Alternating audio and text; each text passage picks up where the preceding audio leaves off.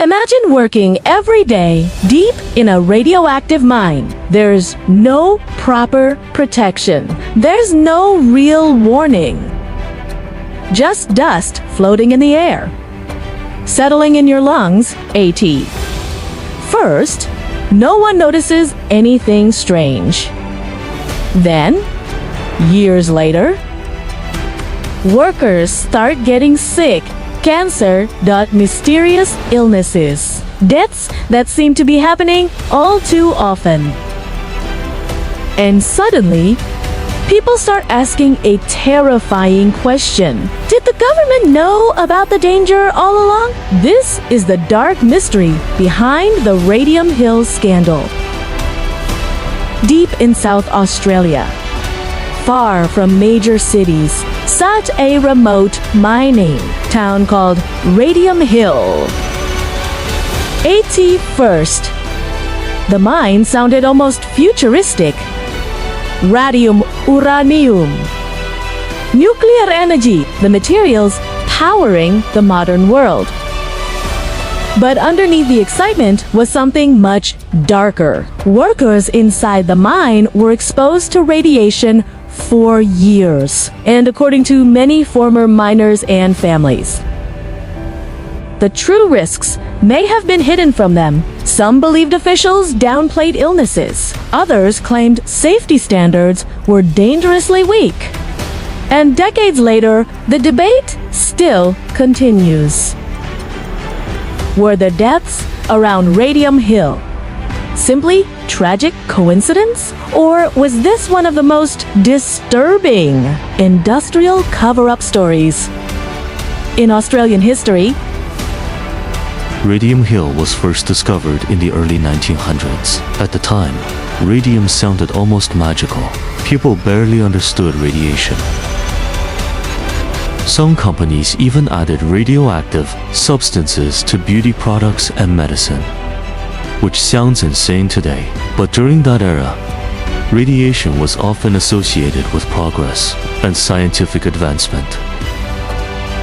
Then came World War II, and suddenly uranium became extremely valuable because uranium meant nuclear power, and eventually nuclear weapons that transformed Radium Hill from a remote mining operation into something strategically important. And with government interest came secrecy, lots of secrecy. The working conditions inside Radium Hill were brutal. The heat was intense. The tunnels were filled with dust, and the air circulation was poor. The miners spent hours underground, drilling endlessly through radioactive rock.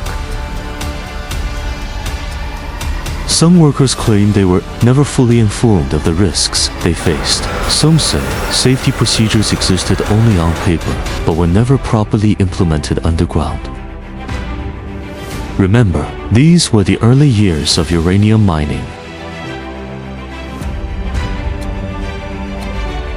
Publicly, the science of radiation exposure was still evolving, but secretly, governments around the world already knew that radiation could be deadly. This is what makes this story so gripping, because ultimately, the workers began to wonder, were they being deliberately used as sacrifices for the world's nuclear ambitions? Radiation is a real horror for one simple reason: you can't see it. There's no smell, no warning sounds, no billowing smoke. A person could breathe radioactive dust every day without realizing the devastation occurring inside their body. At Radium Hill, miners returned home covered in dust. Their families had no idea that the radioactive particles were being carried inside their homes, on their clothes and shoes. Imagine hugging your children after work without knowing that invisible contamination was clinging to them. Years later, illnesses began to emerge. Lung problems, cancer, and unexplained medical conditions. Slowly but surely, suspicion began to grow in the community. Something deadly had been unleashed. This is where the scandal deepens. Some former workers and researchers accused authorities of minimizing the health risks connected to the mine. Officials denied large-scale wrongdoing, but critics argued there wasn't enough transparency.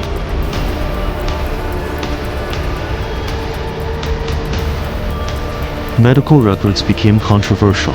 Radiation exposure data was questioned.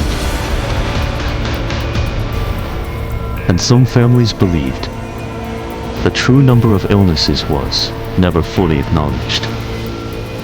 Now, to be fair,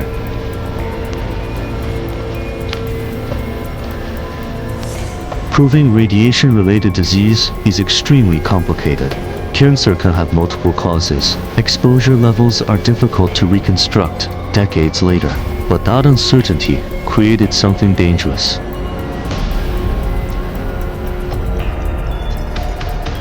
Distrust, and once communities stopped trusting official explanations, rumors spread quickly.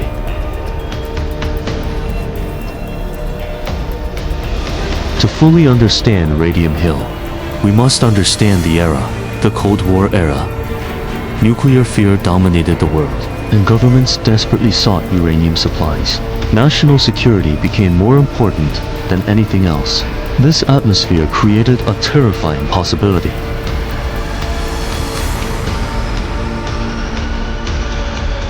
What if protecting the uranium industry was considered far more important than protecting the lives of workers? This is a question that recurs throughout nuclear history, from uranium mining to weapons testing to radiation experiments. That's why stories like Radium Hill still haunt us today.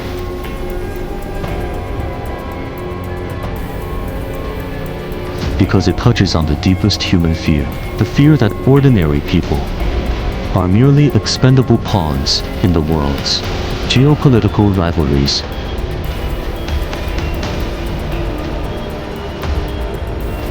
Eventually, the mine closed, and Radium Hill slowly became almost abandoned, a fading town in the middle of nowhere. But former workers and families never fully escaped the memories. Some claimed entire communities were changed forever. Others believed the psychological trauma lasted just as long as the physical illnesses. Because imagine living with this thought for decades. Maybe your job slowly poisoned you, and nobody warned you properly. That kind of suspicion can haunt people permanently, especially when there's never a clear answer. Over time, stories surrounding Radium Hill became darker. Some former miners believed illness rates were far too high to be coincidence. Others thought government reports deliberately softened the truth. And of course, conspiracy theories exploded online years later. Secret exposure levels, suppressed medical evidence, hidden contamination. Now, not every theory is supported by evidence, but secrecy itself creates paranoia. And the nuclear industry, historically, has a complicated relationship with transparency. That's simply reality. When information disappears, or records feel incomplete, people start imagining the worst. And sometimes, history proves the worst fears weren't entirely wrong.